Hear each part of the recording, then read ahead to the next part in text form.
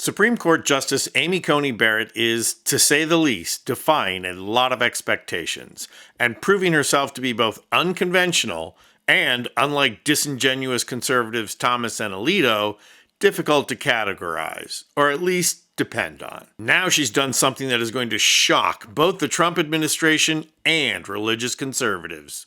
And it's not like her favorability in MAGA world is high. Just recently, Coney Barrett joined Chief Justice Roberts in a 5-4 decision that the Trump administration must abide by a lower court order to unfreeze $2 billion in foreign aid. And of course, who could ever forget this moment right before Trump's address to Congress?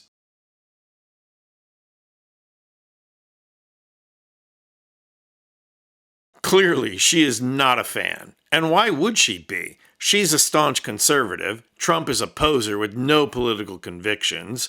She's deeply religious. Trump is absolutely ungodly. She's intelligent. And Trump is a dimwit. So, not a whole lot of common ground there.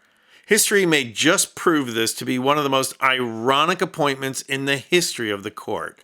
And not just because her nomination announcement served as a COVID super spreader event that almost killed Trump, but because she is turning out to have far more independence than Trump and the maggots would like.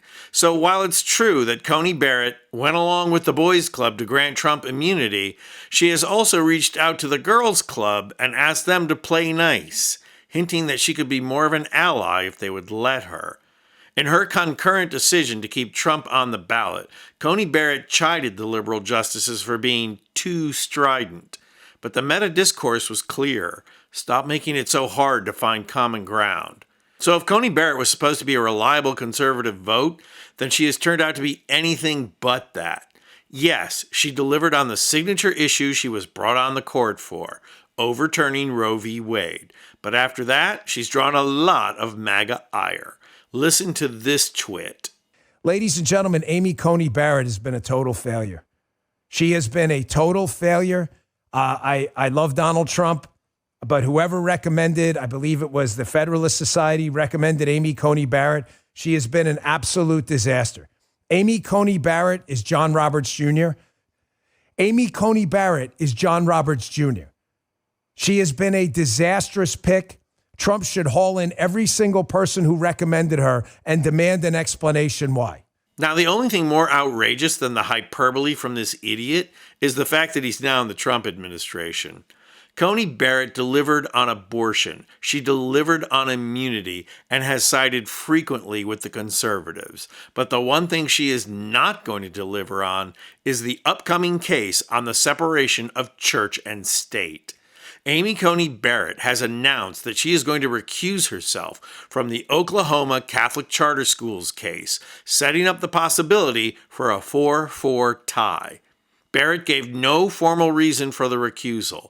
The Oklahoma case is an important case for both separation of church and state and for Republicans' ongoing effort to get rid of public education and privatize the whole thing. Republicans thought they would have a slam dunk here. Not only is Coney Barrett a devout Catholic and the case involves a Catholic school, but one of Coney Barrett's closest professional friends is arguing the case for the Catholic school. The significance of the case cannot be overlooked. It is a stepping stone to eliminating the separation of church and state. At issue here is whether religious organizations can operate charter schools. It started when the state of Oklahoma hired a Catholic school to run a charter school, but the Oklahoma Supreme Court ruled that the contract violated the separation of church and state, so now it's in front of the U.S. Supreme Court, and conservatives are salivating for a victory. The Trump administration is backing the Catholic school. They filed a brief in support of the school last week, arguing a state may not put schools, parents, or students to the choice of foregoing religious exercise or foregoing government funds. Typical of Trump administration court briefs, they sound like a bunch of idiots making ridiculous claims, and that's all the more reason why they need Coney Barrett. Coney Barrett was supposed to be the dependable vote here to put them over the top, and now she has recused herself. Republicans are going to be furious that the cause of Christian nationalism has just failed to take a step forward. But Coney Barrett's gesture is also a slap in the face to the alleged Catholic Alito, who has consistently failed to recuse himself in matters where he has direct involvement, and to Clarence Thomas, who not only fails to recuse himself when billionaire friends come before the court, but also with cases directly involving his wife. Coney Barrett is exhibiting a moral standard that neither of these two corrupt curmudgeons will ever meet.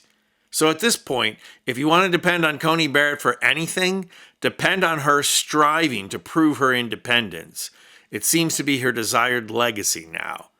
Too bad she didn't desire that. Too bad she didn't desire it that much when she ruled in favor of immunity. I'm Anthony Vincent Gallo for Occupy Democrats.